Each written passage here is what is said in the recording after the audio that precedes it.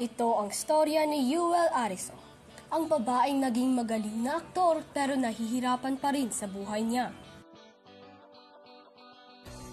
Isang araw, naglalaro siya ng role sa drama.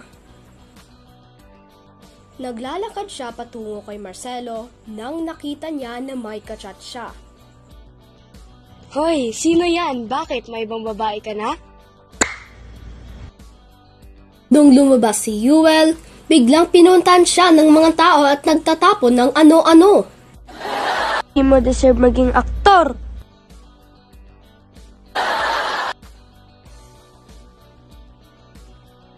Nung binuksan ni Yuel ang kanyang cellphone, nakita niya na may nag-post ng siya ay nang sampal kay Marcelo. Marami siyang nakitang hate comments. Anong ginawa ko? Siya naman yung may ibang babae. Stop na lang kaya akong maging actress. Mas marami pa siyang nakitang hate comments, hindi lang yun pero hate accounts din.